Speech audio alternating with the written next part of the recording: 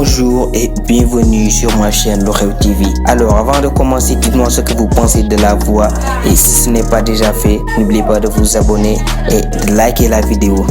Aujourd'hui, on va s'intéresser aux faits survenus dans notre pays depuis ce lundi 2 mars au jeudi 5 mars. On sait tous que le coronavirus est en train de donner beaucoup de polémiques dans le monde. Pour le Sénégal, le ministre de la Santé Abdoulaye Diouf Sarr a promis aux Sénégalais de communiquer en temps réel sur le coronavirus. Pour ce faire, ces services viennent de rendre public le communiqué numéro 3, point de situation, dont il faut retenir que l'Institut Pasteur a notifié ce mercredi 15h25 au ministère de la Santé 2 nouveaux cas de patients positifs au Covid-19.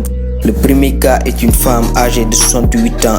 Elle est l'épouse du patient de 80 ans testé positif le 3 mars. Elle est arrivée au Sénégal le 29 février 2020 en compagnie de son mari. Et le deuxième cas est une ressortissante anglaise de 33 ans venue de Londres. Elle est arrivée à Dakar le 24 février 2020.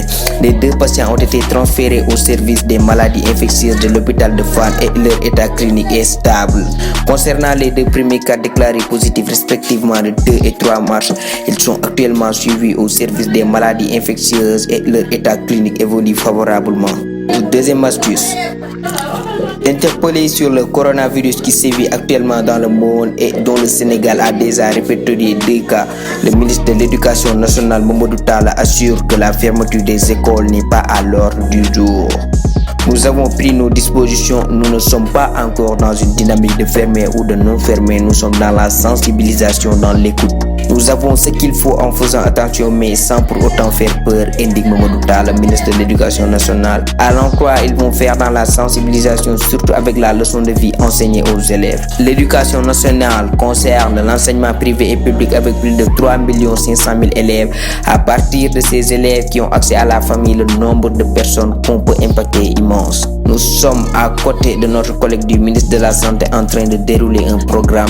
Il y a 2 jours, nous avons lancé notre première leçon de vie sur la maladie, les signes et les précautions qu'il faut prendre. Une leçon de vie qui a été faite de manière très dynamique. L'ensemble des inspections académiques du Sénégal vont tout faire pour que cette leçon de vie puisse être répétée, rassure Mamadou Talla. Alors, aujourd'hui, on a un nouveau cas suspect annoncé à l'hôpital Dalal Jamm de Guédiawaye, dans la banlieue dakaroise. Selon une source de Sénéweb, il s'agit d'une dame de nationalité sénégalaise. Elle est en train d'être prise en charge dans la dite structure sanitaire en attendant l'intervention des éléments de l'Institut Pasteur qui sont déjà interpellés. Elle est arrivée sur les lieux vers les coups de 10 heures, précise une source de l'hôpital qui a fait constater pour le déplorer que ce cas porte un énorme coup à l'hôpital parce que les patients sont en train de déserter les lieux. Un grand marabout, un grand chef religieux des morts a rendu l'âme. Le bilan de l'accident qui a coûté la vie ce mercredi au chef religieux de la communauté maure du Sénégal s'est alourdi.